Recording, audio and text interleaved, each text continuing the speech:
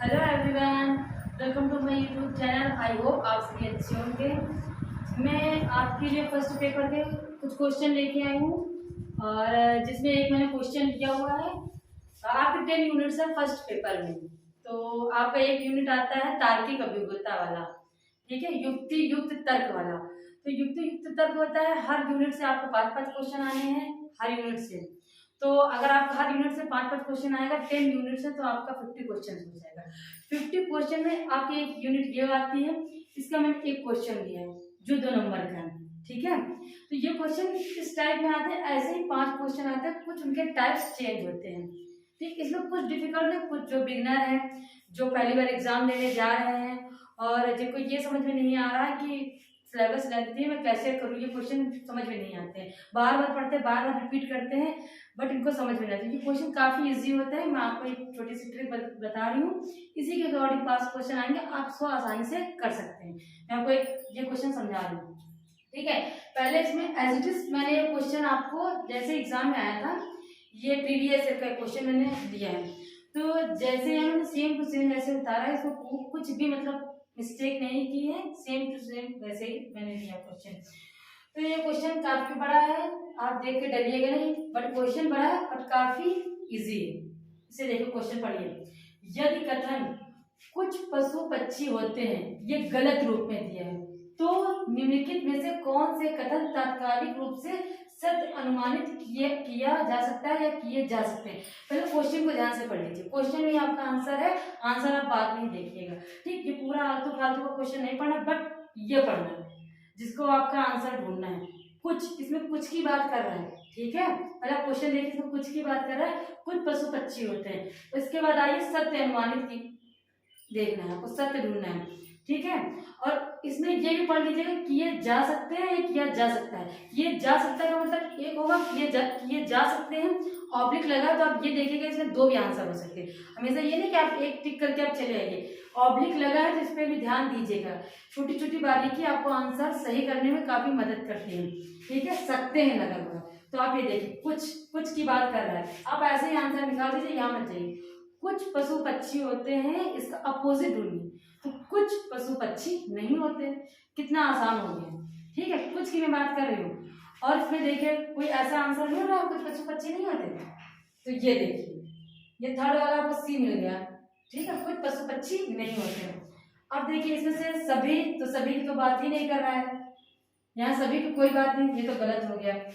सभी पशु पक्षी होते हैं, ये गलत, और सभी पक्षी पशु होते हैं, ये भी गलत, ठीक है। अब यहाँ पर है कुछ कोई भी पशु पक्षी नहीं होते हैं, और आपका ये भी आंसर सही हो गया, ठीक है।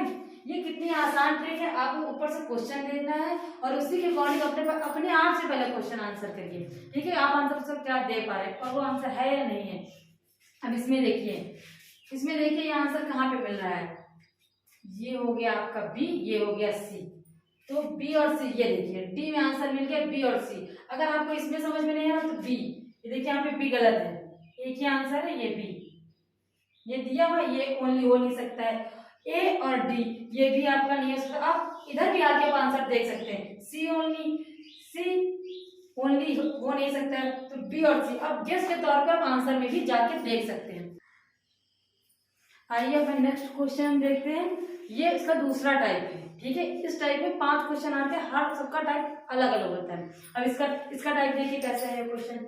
निम्नलिखित में से कौन से कथन इस प्रकार संबंधित हैं कि वे दोनों सत्य नहीं हो सकते यद्यपि वो दोनों गलत हो सकते हैं, ठीक है। इस क्वेश्चन का मतलब है, अब इतना घूम फिरा के मत पढ़िए, मैं इसका डायरेक्ट आंसर बता दूं।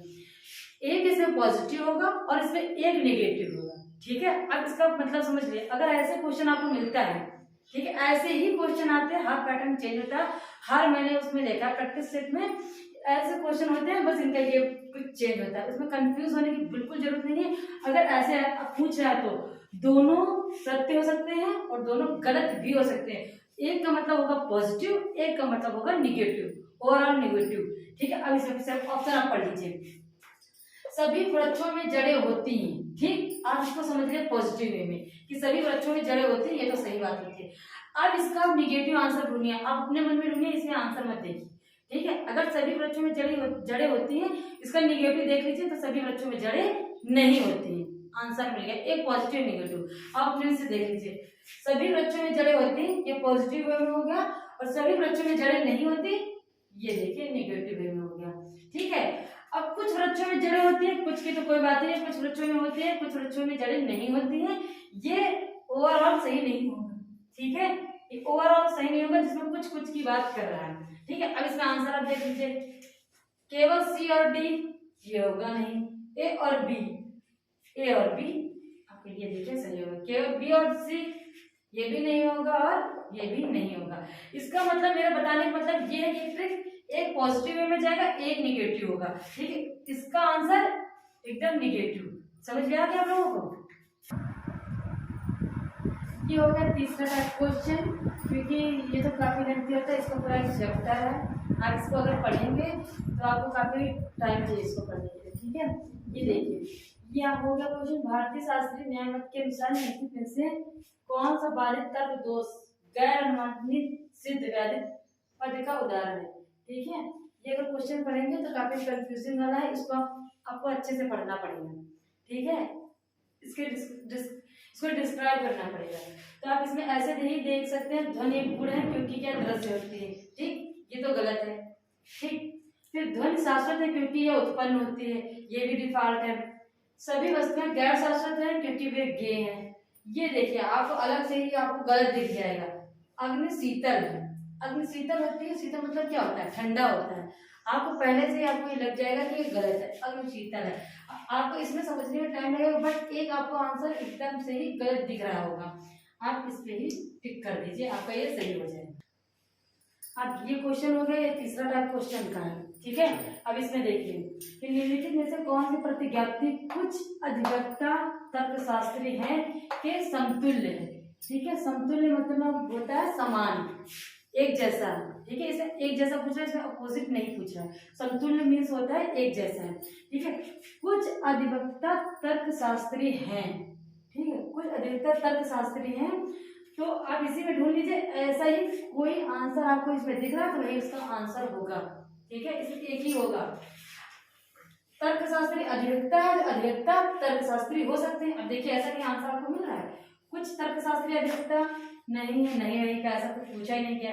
कुछ अधिवक्ता गैर तर्कशास्त्री हैं, इसमें ये भी नहीं है।